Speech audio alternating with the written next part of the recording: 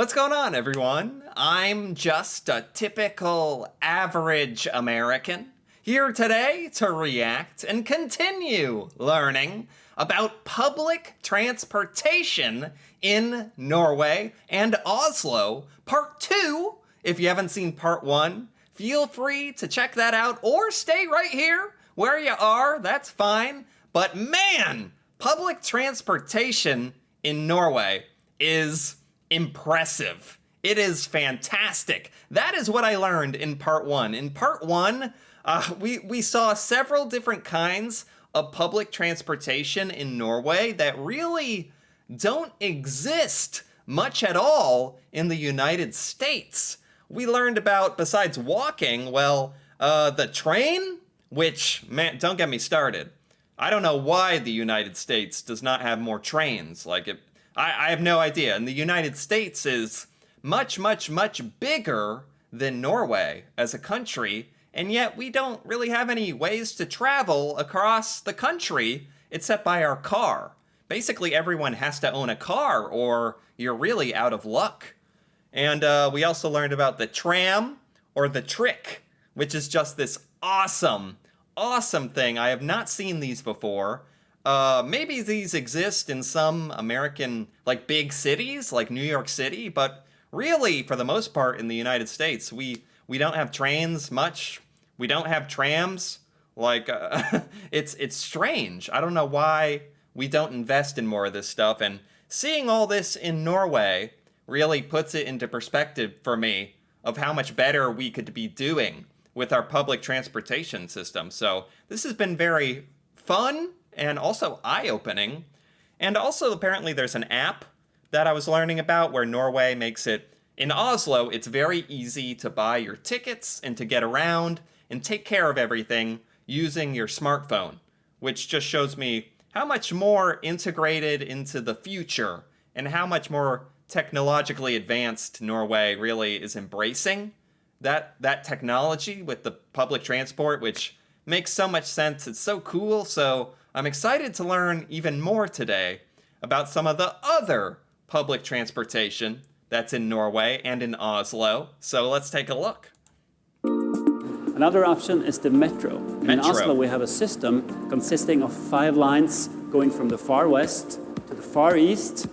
Okay, so this is like what we would call a subway or a subway train in the United States. This is something I am a little familiar with. These are only in big cities in the United States. Maybe that's true in Norway as well. I don't know if other cities outside of Oslo have a metro, but this is very, very similar, I would say. Running through the downtown area and covering parts of the city center. Okay. In Norwegian, we call the metro for T-bane. T-bane. T-line, because of the T sitting on top of it. The T-bane shifts between running underground and overground. Oh, they go underground and overground.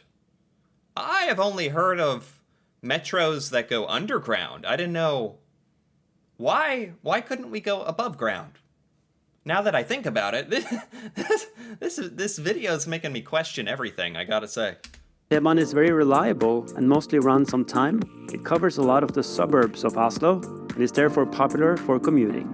That's so awesome too, that Oslo has all these different ways to travel into and out of the city, not just around the city itself. But if you work outside of Oslo, you can take a metro or a train or a trick or whatever you need to do, and you can travel into the city very easily without needing a car, which I think so many Americans could benefit from that. For travelers to Oslo, the metro is a great way to get into the outskirts. For instance, you can ride the number 1 to the Holmenkollen ski jump, or into the Frognerseteren, which is basically inside a forest. Cool. Or take it to Sognsvann. You can take the metro all the way to the forest? I didn't know that was possible. We find another forest area. If you're in a rush, the fastest way to zip through the downtown area is to go with the metro. You can, for instance, take the metro from the National Theatre station down to Jernbanetorget, the central station, in only 3 minutes. 3 minutes? You can get across the city in 3 minutes using the metro? Or I don't know exactly how far that is, but that's amazing. You're going at least like 20 blocks here in 3 minutes. That's incredible. I think another part of this that I just realized is we do have metros, but in the United States, like, nobody wants to ride the metro, the underground subway. It's not it's considered a bit dangerous. Like, there is a lot more crime in the United States than in Norway. And it's like the public transportation in Norway is nice and it's also safe by the look of it. Whereas in the United States, it's not as safe. It's really not as safe or as comfortable or as clean or as well made. So I think that all contributes to why Americans just, mostly we buy cars. We want to just be alone and drive a car, even if it's bad for the environment, unfortunately. Remember when you're in a metro station riding the escalators, you always stand on the right-hand side and then you walk on the left-hand side. Okay, that's the same in America too. The bus. Okay. This is the one thing that is probably the most similar in Norway and the United States. Like, in the United States, that's the one public transportation that you are gonna know it exists. It's there. There's definitely gonna be buses in all the towns and all the cities in the United States. Now, whether or not you want to experience the bus is another story. I have a feeling this bus is going to be a lot more pleasant. These Red City buses also run all over town. It's a great way to get around in Oslo. Okay. Wow. The buses might not be as charming as the tram or as fast as the metro, but they're plentiful. They run all over town. He's saying the buses don't look that charming. I think they look pretty good, honestly. I think these are pretty attractive. Some of them even depart every 5 minutes. Especially bus number 81 and 32, which runs through downtown, are great for riding to the Barcode area where you find the Opera House and the Monk Museum. Nice. For travel, man, you have so many options to choose from when you are traveling around Oslo. Like, this is amazing. The train, the metro, the trick, and the bus. Like, oh my gosh. travelers who want to go to Bygdøy, the museum island with the folk museums and maritime museums. Then bus number 30 is the only way to get there with Ruter public transport. Cool. Nice. This makes it seem like most people in Oslo probably don't need to own a car. Like, most people could just use public transportation. Like, is that true? Is that what it is? Wow. What I also like about the buses is that most of them run on electricity. So they're both silent and environmentally friendly. Of course Norway has electric buses. That is so Norwegian. I know Norway is really, really pioneering the use of electric cars, which is amazing. But I didn't know that there seems to be electric trams, tricks, electric buses. I didn't even know those existed. Oh, the ferry! The ferry. I did a whole video where I learned about the existence of ferries in Norway. Apparently ferries are very, very common in Norway, which I never thought about, but Norway has so much water and so much coast that it makes sense that there's a lot of ferries. There are basically no ferries in the United States, and I learned that the ferries in Norway, you can drive your car on them, which blew my mind. I don't know if he's going to talk about that, but the ferries are awesome. So that was a guide to public transport in Oslo. But what about the ferries?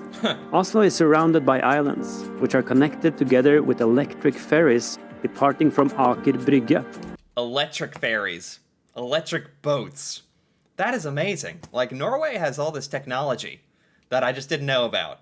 Keeping secrets Well, I don't think Americans would even buy this even if we knew about it. But it's awesome. Electric ferries.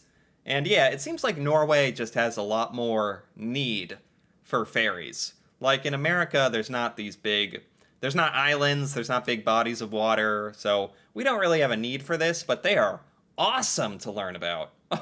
This is like a vacation. Like, I'd go on these just for fun, but Norwegians use them to actually travel.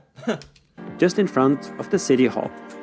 So these ferries have just been upgraded. They're fully electric. Wow. There's both indoor and outdoor seating. Wow. And the best part is that they're part of the public transport system. So this is a great way to get out on the fjord at a very low cost. Wow, Basically, okay. just buy a single ticket, depart with the ferry from the Aker Brygge in front of the city hall, sit on it for 1 hour, and it drops you off at the same spot. That is so cool. That is so cool that this is considered public transportation.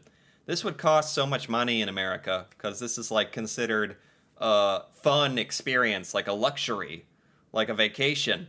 But it's so funny that they're just common in Norway and electric.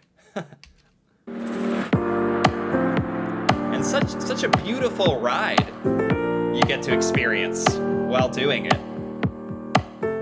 Thanks for checking out this episode. Hit the like button, subscribe to my channel, and if you need a local guide when you come to Oslo, make sure to look me up.